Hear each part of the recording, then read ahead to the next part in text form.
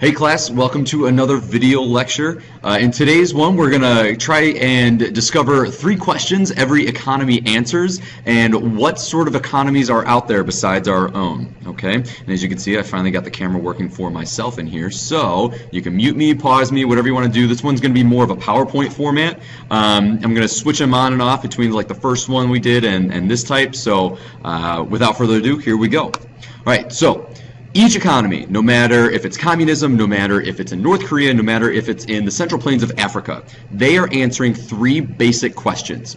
What goods and services will be produced? What do we have? What do we want?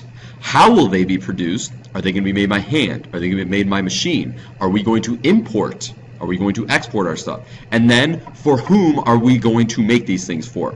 Who gets the stuff? Okay? How are we able to allocate those scarce resources? Right? So let's get into the 3 economic systems. Now, just a simple definition, an economic system or an economy is an organized way of providing for the wants and needs of people. All right.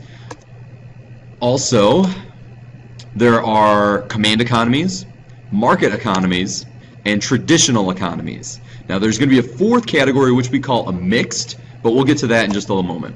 So, command economies. The basic principle for command economies is economic activity is planned out by the government with people having little influence. Okay, so some first-hand examples in our world right now: Cuba, North Korea, and the former Soviet Union. Okay, Russia still kind of has a command economy, but they're joining, the modern world here. They're hosting Sochi in about a month. Command economies. Now, there are some pros to this. This allows an economy to change direction very quickly. Right? So, for example, in the former Soviet Union, when Stalin was in here, he initiated his first 2 5-year plans. And Russia moved from a rural agricultural economy, as we see right here, to one of the biggest industrial economies in the world. Also, there's little uncertainty as to who will do what. Because the government says you're going to work this job, there's virtually no unemployment because the government gives everyone a job, whether it's needed or not. All right, and there's an example. If you've ever read Ayn Rand, her book Anthem, great example. It's a utopian world where once you graduate, the academy, you're assigned a job. This is very similar if you've read the Divergent series. Now, there are some cons to the command economy, as you might guess. It's not designed to meet the wants of consumers. Okay, if you want an awesome blue pen, if the government says that there are no awesome blue pens to be made, you're not getting an awesome blue pen. Also, Stalin's 5-year plan directed resources away from both agriculture and consumer goods. Right? He focused on industry, making Russia, he focused on making tanks, he focused on weapons, big industry. And it provides for some strange incentives. Okay, the government sets quotas. All right, we're going to make this many houses. We need to make or produce this many miles of road. Once it's done, it's done. All right.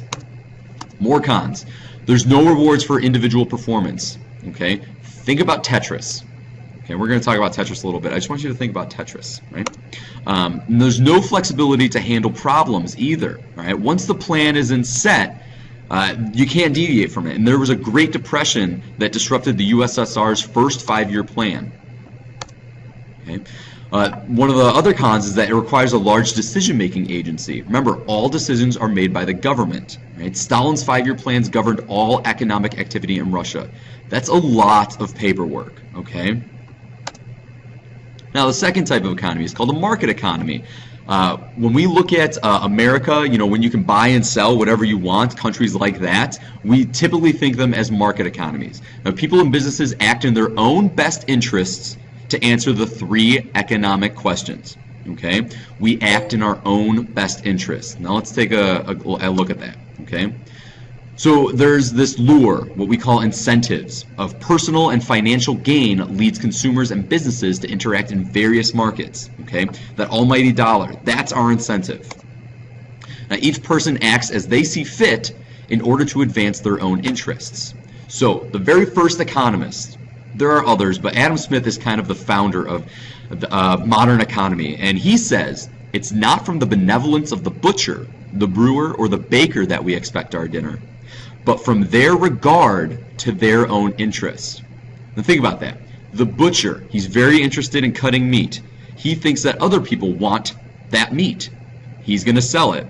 He's satisfying both his wants and other people's needs. The brewer, same thing. People want to drink. He likes what he's making. He thinks he's benefiting society. Okay? The baker, just the same.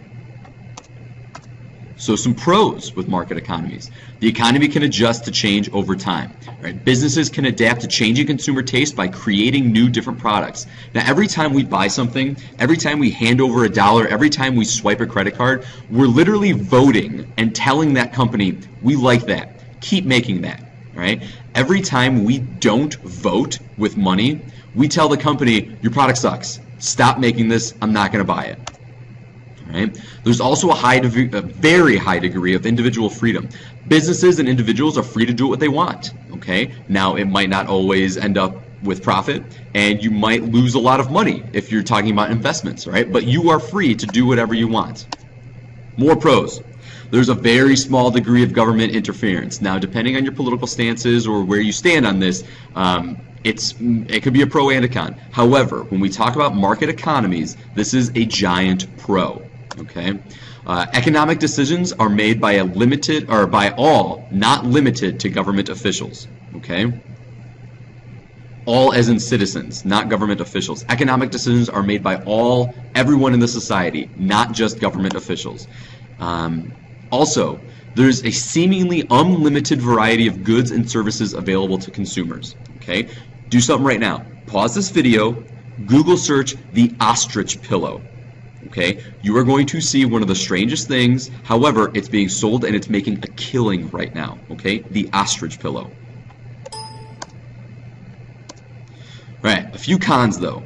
Now, this does not provide for everyone's basic needs. Okay, elderly, disabled, and other groups would be unable to survive in a market economy without governmental assistance. All right, if you are unable to work and no one provides for your help, such as welfare, such as Social Security, you're kind of out of luck.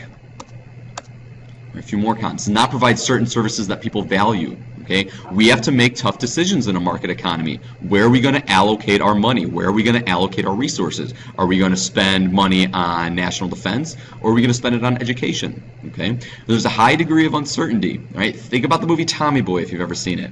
Okay, when the dad died in Tommy Boy, they thought the company was going under. They really had to work to save it. Okay. Also, with an increasing global economy, some jobs are going overseas because it's cheaper to produce that labor.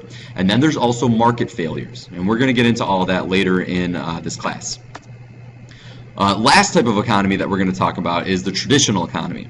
Right? An economic activity is based on tradition with roles determined by previous generations. Some examples: medieval Europe, various hunting tribes in Africa and northern Canada, also Eskimos. So some pros. Everyone knows what their role is because their family has been doing the same thing for years and years and years. Life is generally predictable and stable, okay? That's the great tradition of it. If you have a traditional economy, it's probably survived a lot of hardships. Cons, though. It discourages new ideas and new ways of doing things, right? Hence the traditional. Also, there's a lack of progress, right? It leads to a lower standard of living, okay? The Inuit tribe in Alaska and northern Canada, the Eskimo tribes, okay? They live off the land. They feed their family. They don't try and sell things. They're not into that, all right? So, where do we stand? Okay, the U.S. economic system is a mixed economy. We combine everything from command, traditional, and market, okay? So basically, think about it, right? If there are traditions involved that get passed down family to family, those traditions are going to stay, whether it's in business, whether it's in religion, okay? We also have some government assistance. That's where we get some of the command economy. And then, of course, the mixed economy. We're free to do what we want business-wise, okay? We believe in capitalism, right? We need to be able to buy and sell as we please. And it's based on 4 very important principles. Private property. You own something. There are laws that are protecting you. There's freedom of choice. If you want to start a business and you have the ability to, you are free to. If you want to buy something and you have the ability to, you can do it.